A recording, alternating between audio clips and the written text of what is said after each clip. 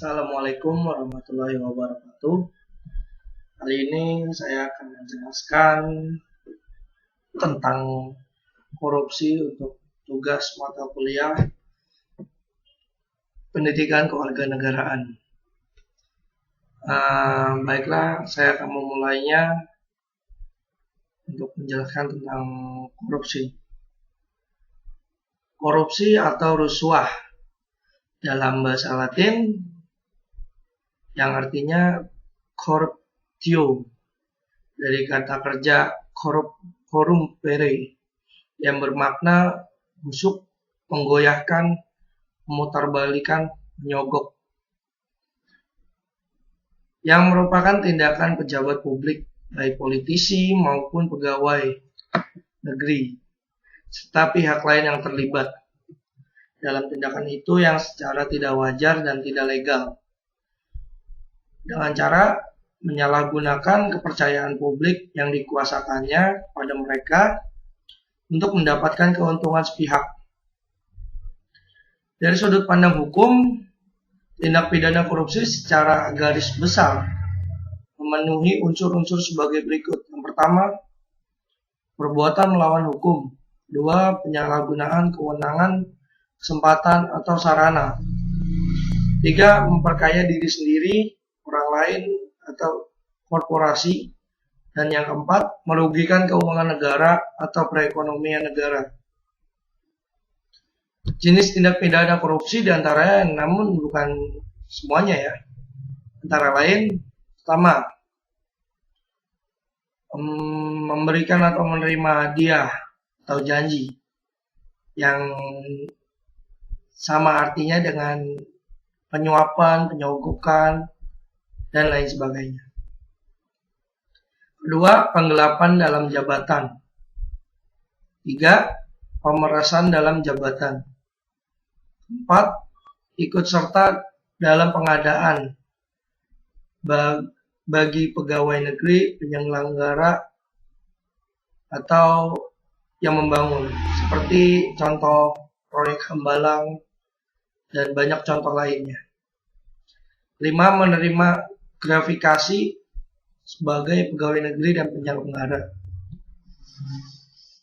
Dalam artian yang luas, korupsi atau korupsi politisi adalah penyalahgunaan jabatan resmi untuk keuntungan pribadi. Semua bentuk pemerintah rentan korupsi dalam prakteknya. Beratnya korupsi berbeda-beda, dari yang paling ringan dalam bentuk penggunaan pengaruh dan dukungan untuk memberikan dan menerima, sampai dengan korupsi berat yang diresmikan dan sebagainya. Titik ujung korupsi adalah kleptokrasi, yang artinya harafiahnya pemerintahan oleh para pencuri, di mana pura-pura bertindak jujur tapi tidak ada tindakan sama sekali. Korupsi yang muncul di bidang politik dan birokrasi bisa berbentuk sepele atau berat, terorganisasi atau tidak, walau korupsi sering memudahkan kegiatan kriminal seperti penjualan narkotika, pencucian uang, penyogokan dalam sebuah proyek, dan prostitusi. Korupsi itu sendiri tidak terbatas dalam hal-hal ini saja. Untuk mempelajari masalah ini dan membuat solusinya sangat penting untuk membedakan antara korupsi dan kejahatan. Tergantung dari negaranya atau wilayah hukumnya, ada perbedaan antara yang dianggap korupsi atau tidak sebagai.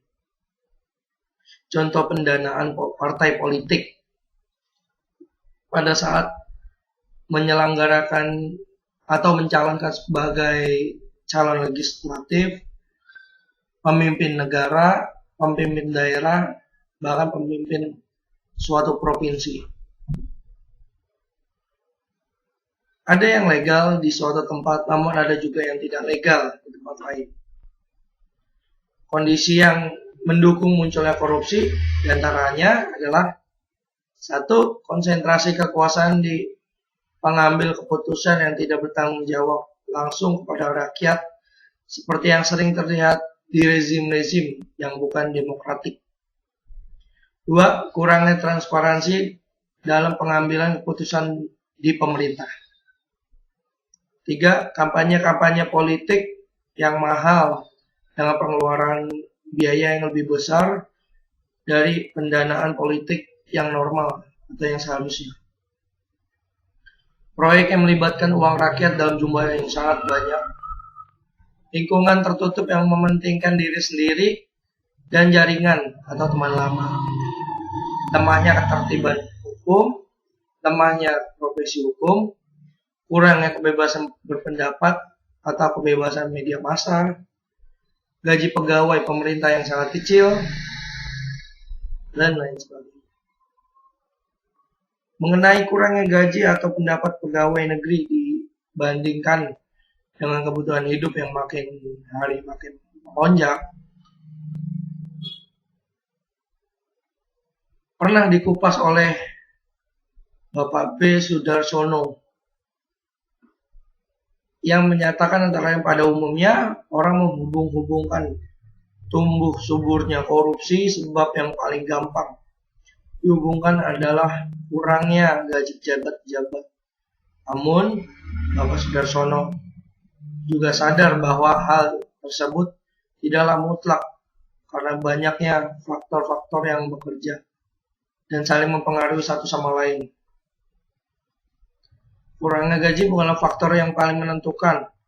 Orang-orang yang berkecukupan banyak yang melakukan korupsi, namun kurangnya gaji dan pendapatan pegawai negeri memang faktor yang paling menonjol.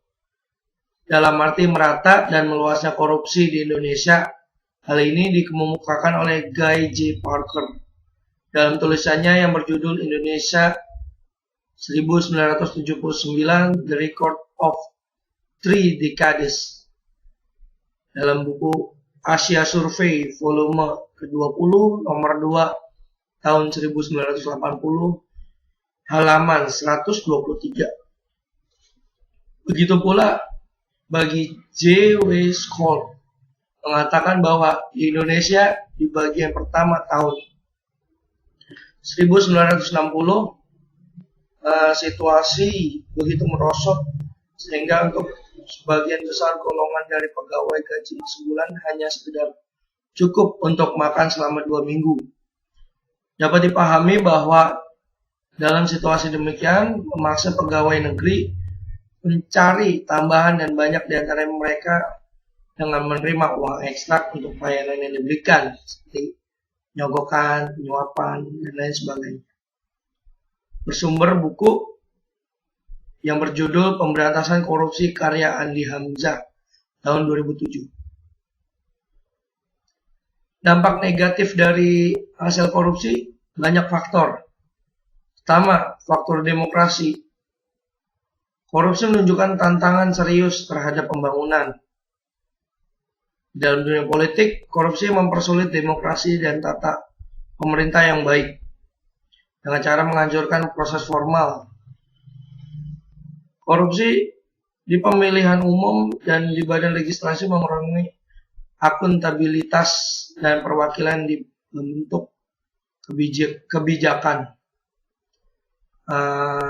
Jadi akan menyulitkan pemerintah dan rakyat itu sendiri untuk mulai tidak percaya dengan pemerintah. 2. Faktor ekonomi.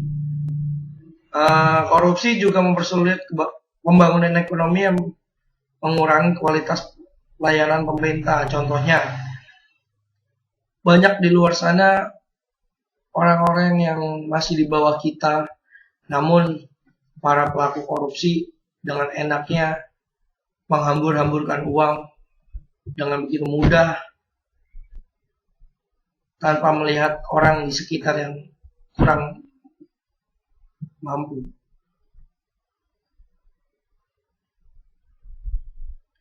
Korupsi menimbulkan distorsi atau kekacauan di dalam sektor publik dengan mengalihkan investasi publik ke proyek-proyek masyarakat yang sama, yang mana sogokan dan upah tersedia banyak, namun pejabat tersebut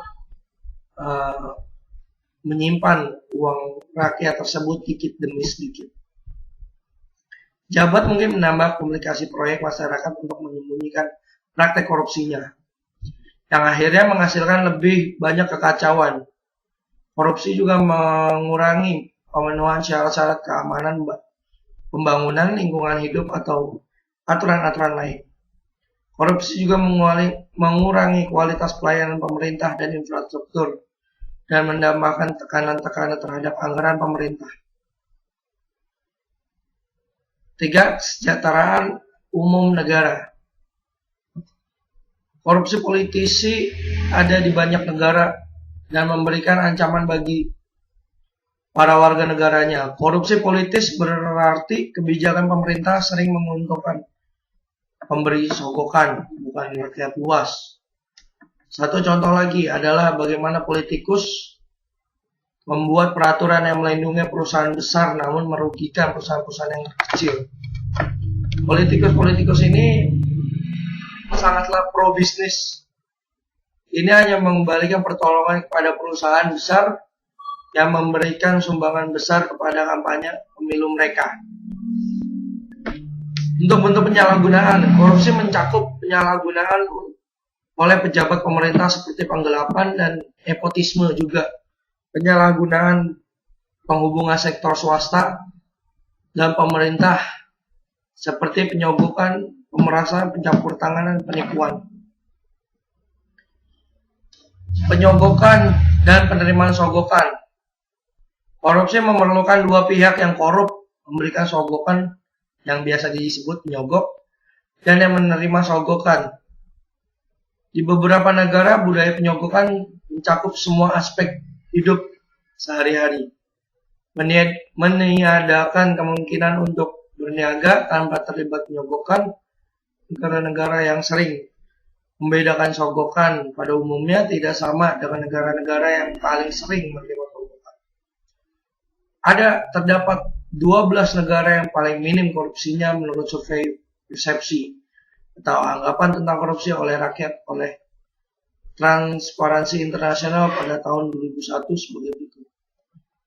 Negara yang pertama adalah Australia, kedua Kanada, ketiga Denmark, keempat Finlandia, kelima Islandia, keenam Luxembourg, ketujuh Belanda, kedelapan Selandia Baru, ke-9 Norwegia, 10 Singapura, 11 Swedia, 12 Swiss, dan ke-13 Israel. Menurut survei persepsi korupsi, 13 negara yang paling korup antara lain: pertama, Azerbaijan, kedua, Bangladesh, tiga, Bolivia, keempat, Kamerun, dan peringkat kelima adalah negara kita sendiri yaitu Indonesia, keenam Irak, ketujuh Kenya, kedelapan Nigeria, 9 Pakistan, 10 Rusia, 11 Tanzania, 12 Uganda, dan ke-12 Ukraina. Namun dari nilai dan survei tersebut masih diperdebatkan karena ini dilakukan berdasarkan persepsi subjektif dari para peserta survei tersebut. Bukan dari penghitungan langsung korupsi yang terjadi karena survei semacam itu juga tidak ada. Sumbangan kampanye dan uang haram. Di arena politik sangatlah sulit untuk membuktikan korupsi, namun sangat sulit lagi untuk membuktikan ketidakadanya.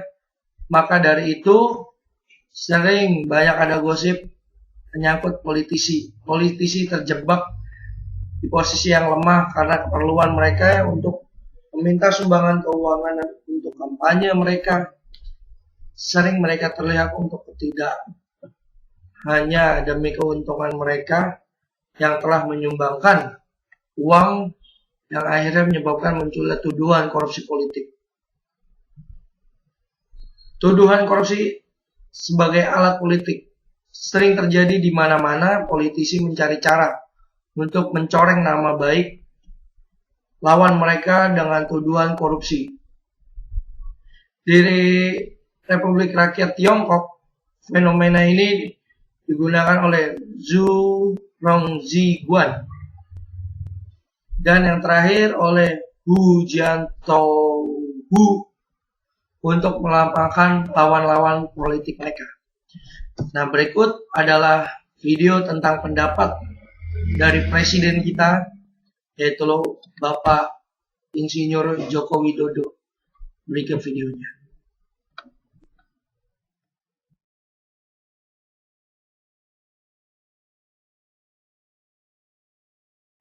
Oke, sekarang soal korupsi nih Pak, berkaitan nih dengan birokrasi.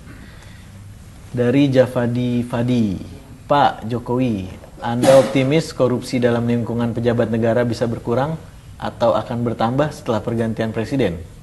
Ada juga dari Kiara Sander dari Facebook, hukuman mati untuk koruptor, apakah Pak Jokowi sependapat? Dan juga dari Iza Ismi, apa yang menyebabkan pengangguran dan korupsi meningkat di Indonesia? Gimana solusinya? Silahkan Pak. Ya, kalau di Jakarta yang telah kita lakukan adalah pencegahan. Karena kalau sudah korupsi itu urusannya ke aparat penegak hukum. Kalau urusan saya urusan pencegahan. Dengan cara apa? Tuh sudah kita lakukan. Sekarang pajak sudah kita online kan. Untuk pajak hotel, pajak restoran, pajak tempat hiburan, parkir online. Ya, tidak ada hubungan orang dengan orang, tidak ada online. Kemudian yang kedua juga untuk tempat-tempat perizinan. Tadi urusan KTP dan lain di kelurahan, di kecamatan juga semuanya harus cepat. Kalau nggak cepat itu nanti pasti ada tawar-menawar. Sehingga muncul pungutan-pungutan itu kita kategorikan sebagai korupsi. Dan yang ketiga kita juga sudah buat ini yang namanya transparansi anggaran. Oke. APBD kita ya, Pak? Buat poster APBD seperti ini yang ditempel di kelurahan, di RW, di kecamatan semuanya ditempel seperti ini. Jelas ini anggarannya berapa, programnya apa, volumenya berapa, jumlah anggarannya berapa juta atau berapa miliar, ada semuanya. Kemudian kalau mengadu ke nomor berapa, ini ada semuanya. Ini transparansi. Di mana saja tadi Pak ditempel? Ya di semua tempat ada Semua ini, tempat di RW, di kelurahan, di kecamatan ditempel. Sehingga masyarakat bisa tahu, oh ini ada pengerjaan jalan di kelurahan saya, ini habisnya berapa. Kok habisnya sekian miliar kok jalannya hanya kecil. Nah, mesti ada sesuatu bisa dilaporkan ke sini. Saya kira model-model pengawasan oleh masyarakat lewat transparansi anggaran ini sangat penting sekali. Nggak mungkin lah kayak saya atau Pak Wagub ngawasin sendiri. Nggak mungkin. Jadi masyarakat harus ikut mengawasi. Selain poster itu Pak, bentuk transparansinya Ya, di mana aja? Buka di web juga, Web ada. Silahkan dibuka. Kemudian juga selalu kita perbaiki sistem-sistem yang ada di dalam, ya seperti tadi kayak kartu Jakarta Sehat dengan sistem kartu Jakarta Pintar dengan sistem kartu, pajak online, saya kira. Kemudian pengadaan barang dan jasa online dengan e-procurement. Kemudian sebentar lagi kita siapkan e-budgeting, sehingga semuanya semuanya, elektronik semuanya. Elektronik semua. Oke, ini juga berkaitan Pak. Belakangan kan muncul wacana hukuman mati untuk para koruptor. Pak Jokowi sendiri setuju ya? Ya itu terserah masyarakat lah, mau dihukum gantung, mau dihukum tembak, mau dihukum. Kalau gantung terserah penegak hukum lah. Saya kira memang kita ini harus tegas betul lah. Kalau tugas saya memperbaiki sistemnya. Urusan hukuman saya kira sudah ada penegak hukum, baik di kepolisian, kejaksaan, di KPK, di pengadilan. Saya kira urusannya ada di sana. Wilayah saya wilayah eksekutif, dan pencegahan itu menurut saya sangat perlu sekali. Tapi kalau hukuman gantungnya di Monas gimana Pak? Gimana? Hukuman gantung di Monas? Talinya kan panjang banget. Kepanjangan ya Pak. Oke.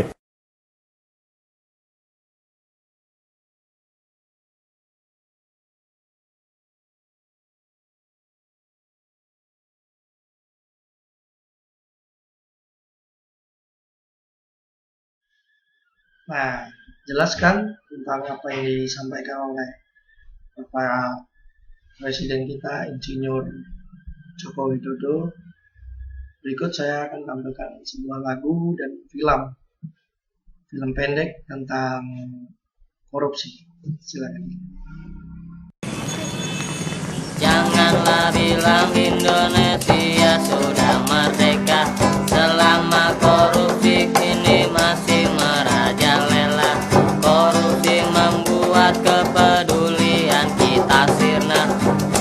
Pada hati nurani katakan tidak, pada ajakan sesat, harta yang sesaat.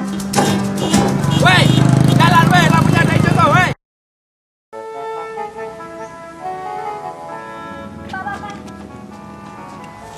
Pak, Laras pergi dulu ya. Hati-hati di jalan. Jangan ikut pergaulan macam-macam. Jangan pakai narkoba. Pak, Papa juga hati-hati di jalan ya. Jangan ikut-ikutan korupsi.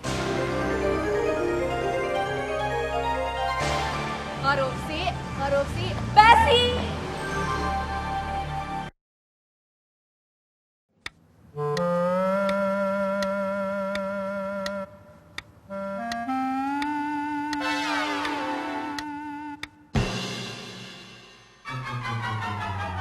Anak-anak, apa yang kalian lakukan sekarang ini akan menentukan masa depan kalian.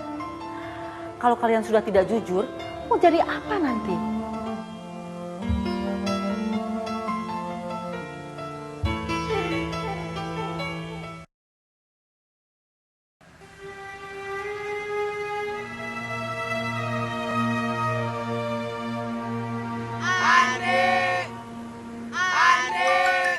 Pagi, Pak.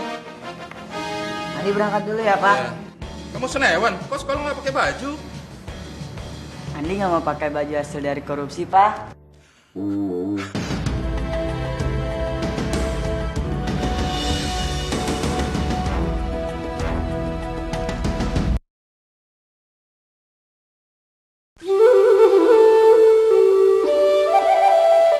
Ya Tuhan, hanya kepadamu aku memohon,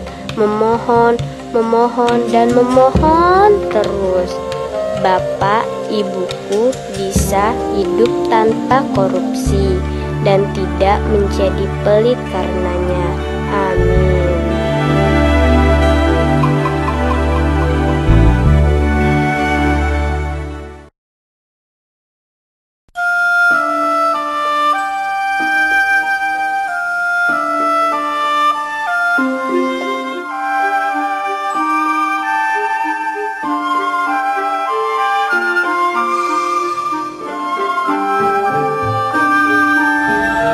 Semua agama, semua peradaban, semua akal sehat pasti anti korupsi. Mari bersama-sama kita berantas korupsi.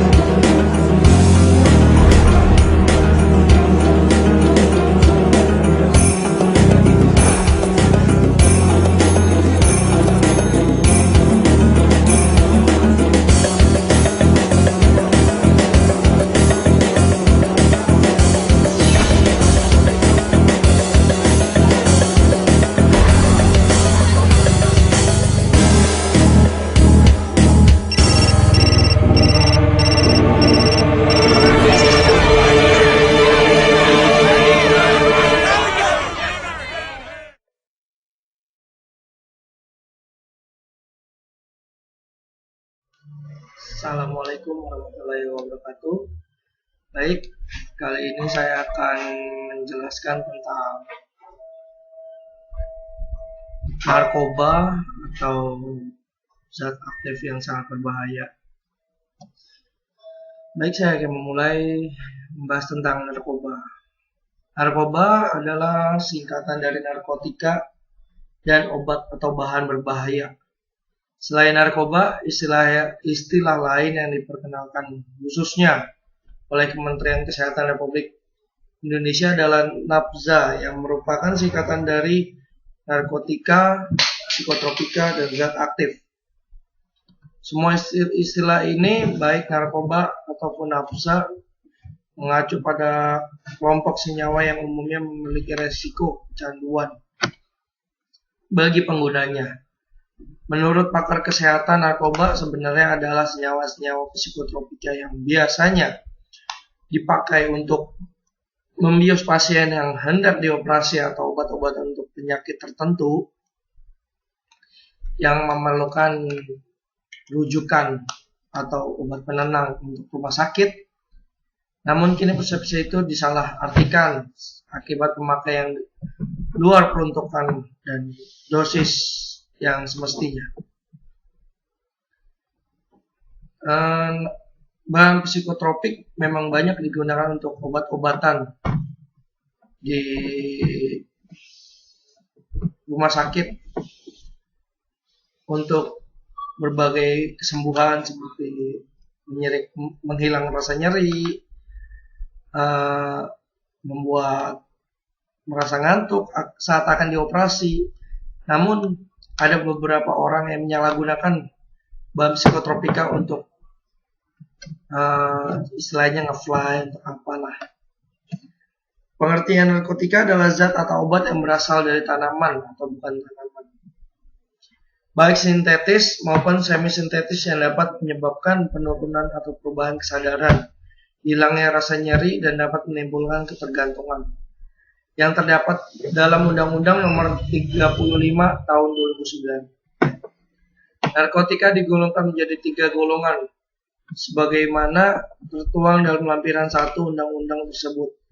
Yang termasuk jenis narkotika adalah: pertama, tanaman pepperever, opium mentah, opium masak, lecandu, jicinko, opium obat, morfina, kokaina, egonina, tanaman ganja, dan demar ganja.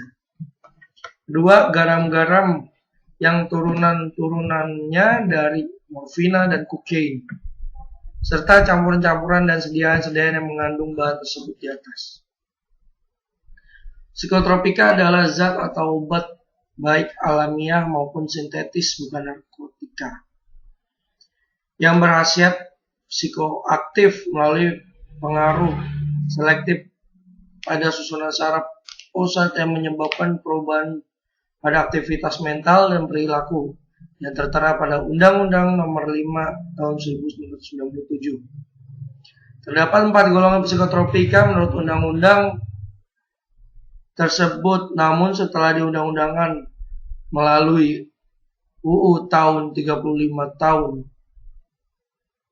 2009 tentang psikotropik dan narkotika, maka psikotropika golongan 1 dan 2 dimasukkan ke dalam golongan narkotika.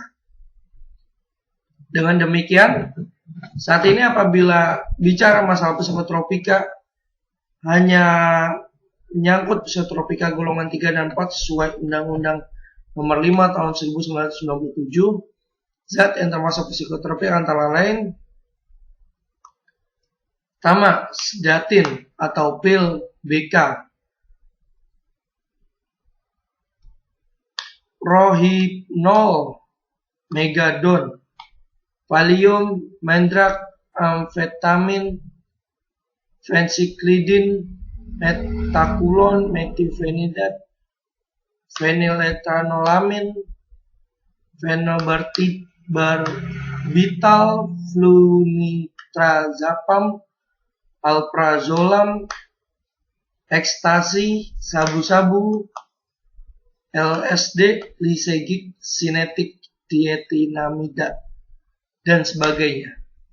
Bahan adiktif berbahaya lainnya adalah bahan-bahan alamiah semi-sintetis yang akan menyerang gangguan sistem saraf pusat seperti alkohol, inhalant sniffing, bahan pelarut berupa zat organik karbon, dan penghasil efek yang sama dengan yang dihasilkan oleh minuman-minuman beralkohol.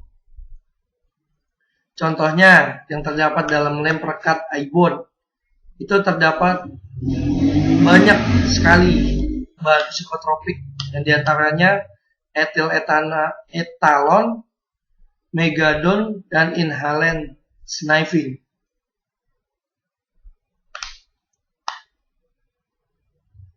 Dalam bahan cairan ada juga yang disebut dengan aseton, ether, dan lain sebagainya.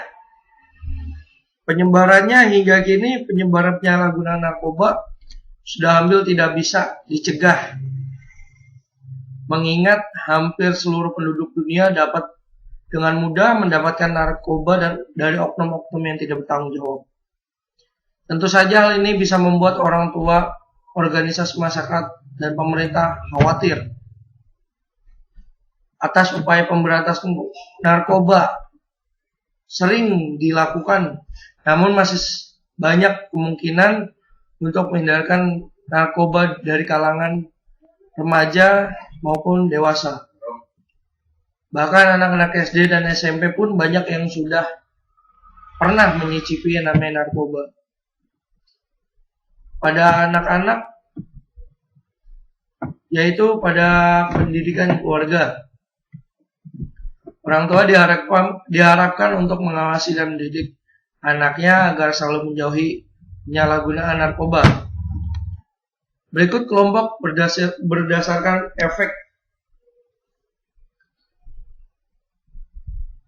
Berdasarkan efek yang ditimbulkan terhadap pemakaian narkoba dikelompokkan menjadi sebagai berikut.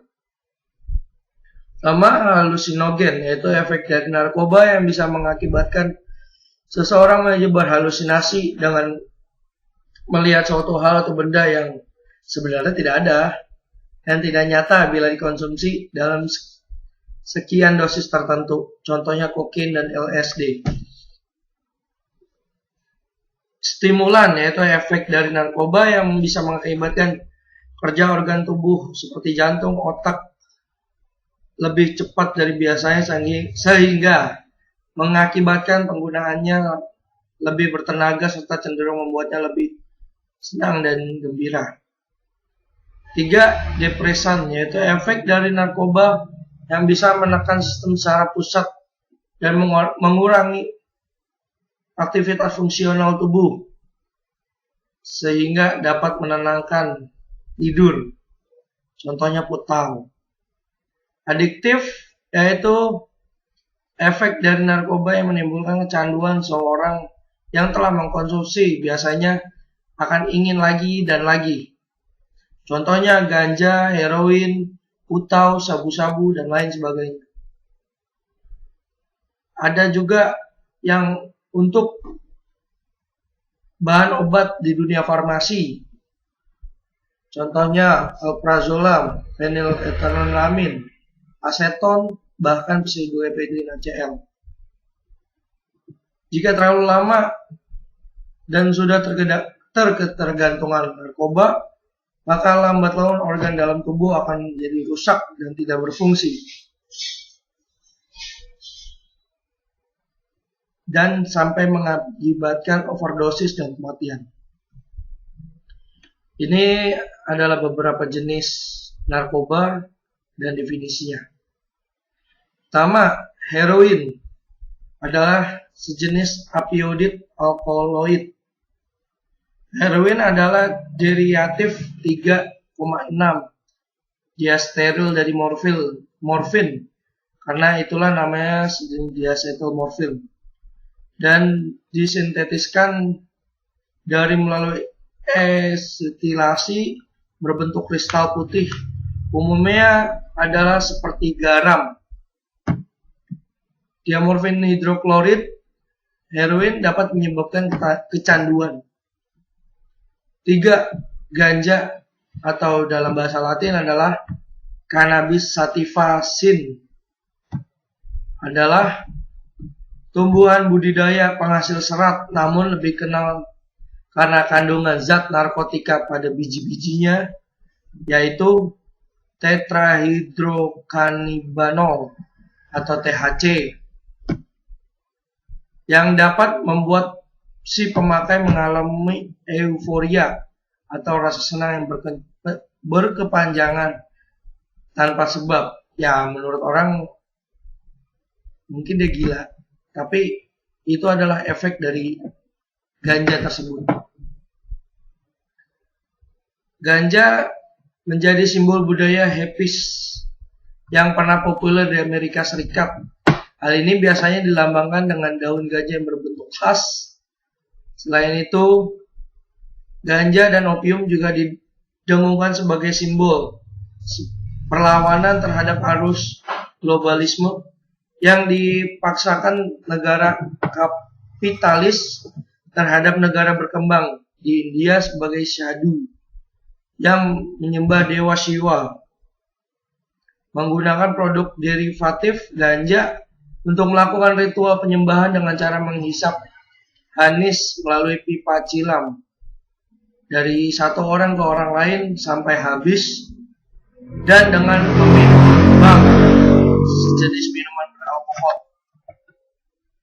Pemanfaatan ganja itu sendiri adalah tumbuhan ganja yang telah dikenal manusia sejak lama dan digunakan sebagai bahan pembuat kantung karena serat yang dihasilkannya kuat. Biji ganja juga digunakan sebagai sumber minyak. Namun karena ganja dikenal sebagai sumber narkotika, banyak orang yang menyalahgunakan dengan menggunakan dengan dosis yang berlebihan. Dan kegunaan ini lebih bernilai ekonomi yang lebih banyak menanam untuk perbuatan kejahatan dan salah gunaan. Di sejumlah negara, penanaman ganja sepenuhnya dilarang.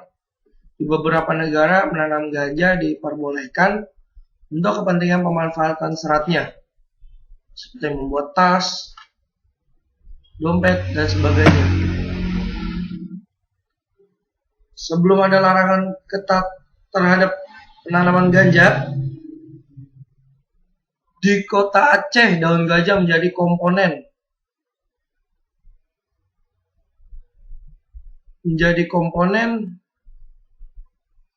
sayur mayur yang disajikan untuk santap makanan. Bagi penggunanya, daun ganja kering dibakar atau dihisap seperti rokok, dan bisa juga dihisap dengan alat khusus yang bertabung yang disebut dengan bong, alat pipa untuk rokok. Tanaman ini ditemukan hampir di setiap negara tropis. Bahkan beberapa negara beriklim dingin pun banyak membudidayakan dengan cara membuat efek rumah kaca. Morfin adalah alkaloid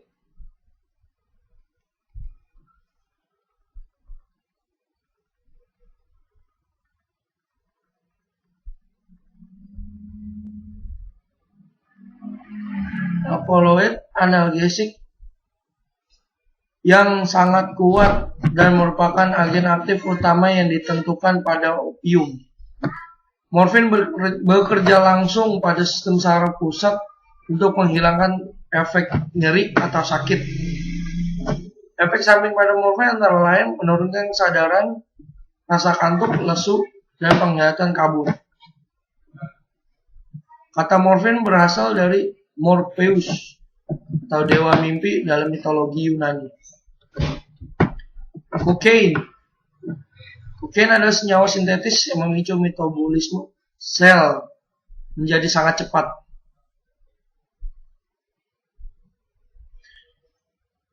Kokain berasal dari Amerika Selatan, di mana daun dari tanaman tersebut biasanya dikunyah, yang dapat mendapatkan efek stimulan Narkotika cara kerjanya mempengaruhi susunan saraf yang dapat membuat kita tidak merasakan apa-apa, bahkan bila bagian tubuh kita disakiti sekalipun tidak akan merasakan rasa sakit atau nyeri sedikit pun.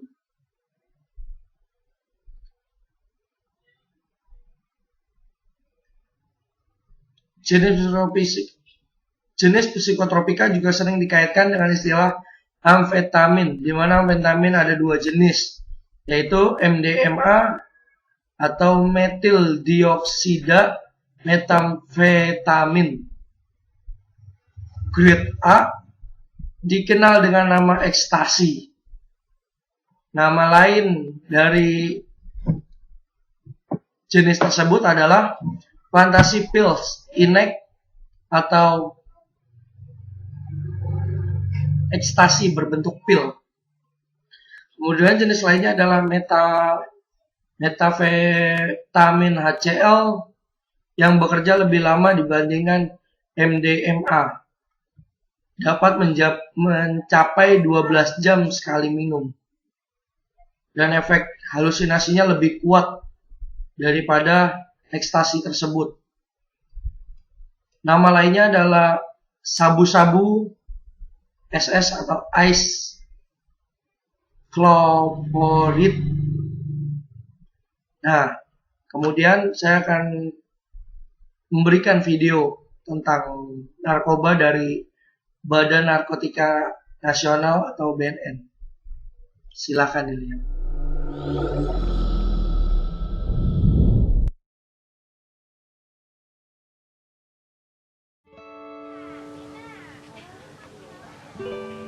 Tentu tidak mudah untuk memberantas narkoba. Tapi pemerintah berusaha keras untuk memberantas narkoba hingga ke akar-akarnya. Namun peran masyarakat sangat diperlukan untuk tujuan mulia ini. Narkotika dan obat-obatan terlarang membelenggu Indonesia.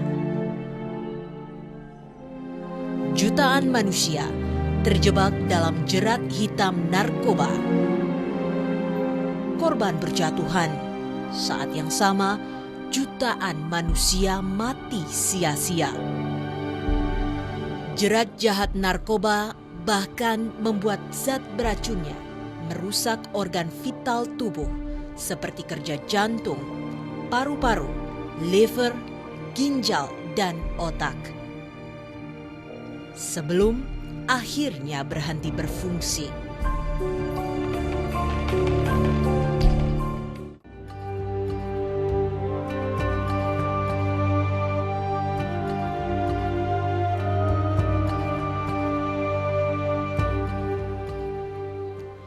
Ironisnya, dari 3,6 juta pecandu narkoba di tanah air, mayoritas anak-anak usia 15 hingga 24 tahun.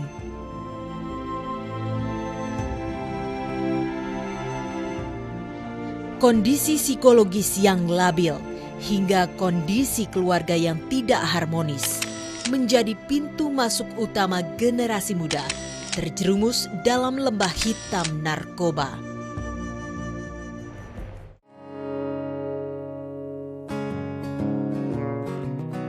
Aku nggak pernah ngelapar. Nggak berani. Urusan saya lah, biarin aja. Bisa Pak bisnis juga ya. Yang penting nggak nyakitin saya gitu. Jaga aja. Rada takut juga kan? Saya sih nggak berani. Aku sih, jadi aku cari aman aja. Kayaknya Pak RT lebih mengerti soal itu daripada... Anda pun bisa jadi korban berikutnya.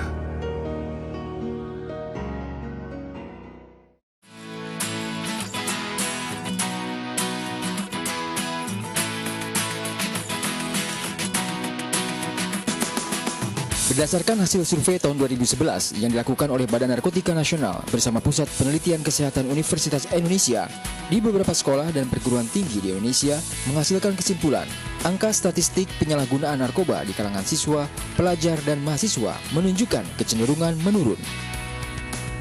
Hal ini cukup melegakan. Namun, kita jangan sampai lengah, karena ancaman bahaya narkoba akan tetap mengintai kalangan siswa, pelajar, dan mahasiswa. Saya sangat setuju dengan pendapat itu karena pertama pelajari itu di lingkungan sekolah tentu bergaul dengan teman-teman. Teman ada mungkin yang membawa pengaruh baik tapi juga ada yang membawa pengaruh buruk. Dan itulah salah satu hal yang membuat para pelajar itu sangat mudah untuk terjerumus dalam narkoba karena pergaulannya tidak sehat. Tapi jika ia mau berprestasi, ia harus pertama melepas semua keterikatan itu dulu. Dan itu bisa tercapai jika ia mempunyai kemauan yang keras untuk berprestasi dan memperbaharui hidupnya. Saya sebagai pelajar mengikuti banyak sekali hal-hal atau kegiatan-kegiatan yang positif yang digunakan untuk kita semua agar menjauhi hal-hal negatif seperti contohnya narkoba tadi. Kita dapat mensosialisasikan atau dapat membahas melalui diskusi terbuka sehingga kita dapat menghindari bahaya-bahaya negatif dari hal-hal seperti narkoba. Satu hal yang menjadi perbedaan antara Afandi dengan temannya yang lain, yaitu menjadikan pelajaran di sekolah sebagai hobi. Karena dengan seperti itu, menjalani waktu di sekolah tidak akan terasa memberatkan dirinya. Serta mengikuti aktivitas positif, Afandi yakin dirinya akan terjauh dari narkoba. Untuk muda-mudi Indonesia, tetaplah berprestasi. Kalau kalian punya passion dalam satu hal, teruskan, tetap semangat.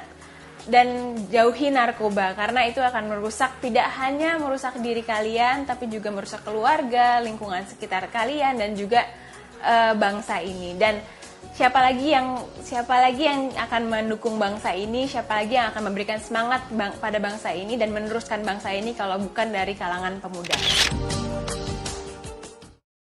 Hidup ini begitu indah untuk dilewatkan. Memberantas narkoba bukan untuk pemerintah, tapi untuk diri Anda sendiri dan orang-orang yang Anda sayangi.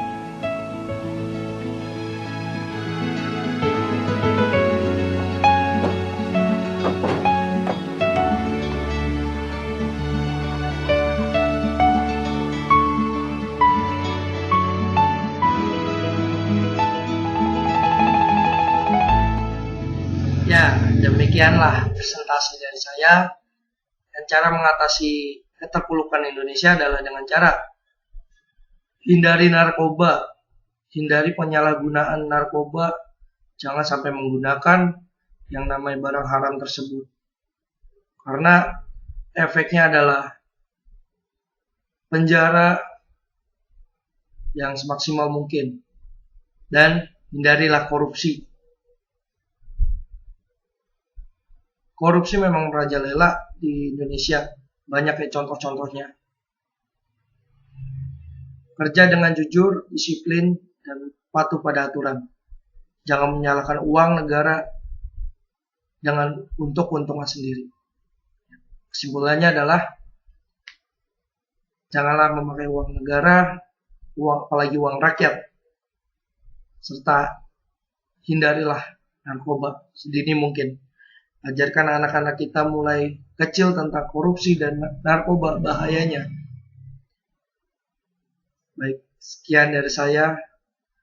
Wassalamualaikum warahmatullahi wabarakatuh.